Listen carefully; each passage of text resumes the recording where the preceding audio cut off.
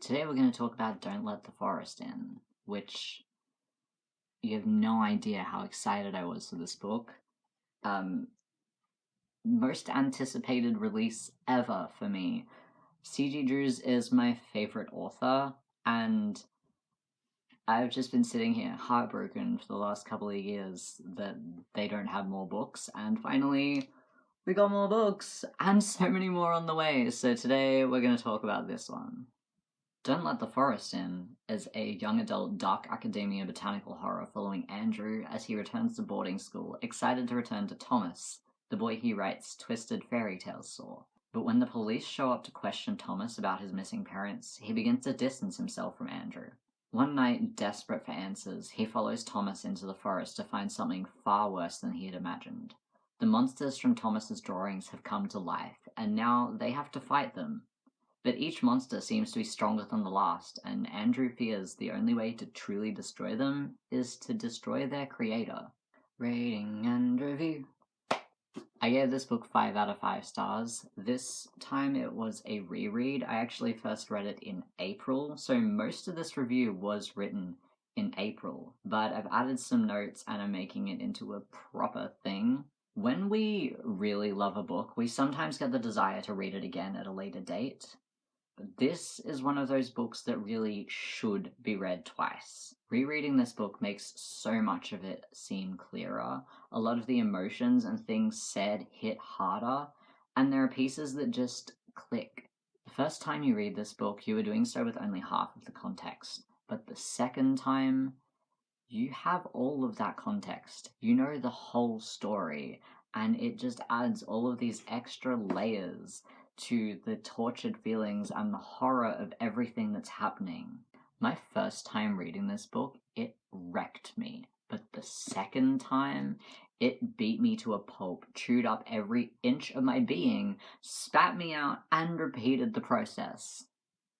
This book is unhinged and beautiful and so incredibly haunting.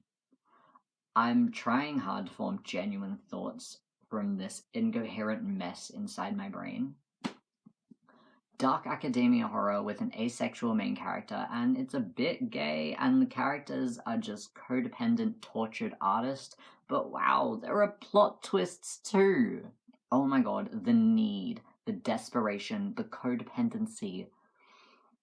And the prose is so deeply beautiful and on point with the aesthetic that it haunts you, and it kind of feels like it's managed to seep right into your soul while you are reading, because it's too hard to look away, and there's this insatiable need to see where it's going. But the way it affected me, even in the gaps when I wasn't reading, was brutal. I tried to walk away, but could always feel it in the background, nagging me, pulling me back. I almost ruined 3 days worth of food because I couldn't stop reading this while cooking. The monsters, incredible, terrifying. Pretty sure it's time to avoid anything remotely resembling a forest for a while. It also has these snippets throughout the book, pages of these little fairy tale stories, and they are beautiful and dark, but they also give a glimpse into the main plot.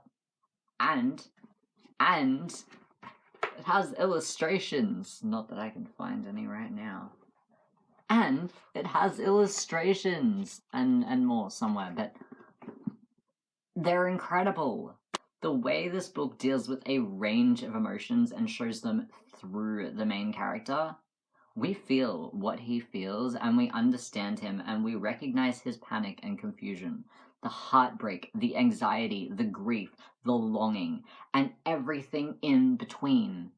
And to be honest, I am feeling every single feeling again while trying to explain this, because this book truly melted into my soul. Consent warnings. Blood, death, bullying, violence, homophobia, and disordered eating are the main ones. Who I'd recommend this to? I would recommend this to everyone if I could, but I know horror isn't for everyone, so I'll settle for anyone who likes dark academia, horror, and poetic descriptions. If you like nature, gardens, and trees, this book has a lot of it and might be a good pick for you. On the other hand, if you don't like going outside, this could be a good pick for you in the way that it's reassurance that outside may attempt to eat you.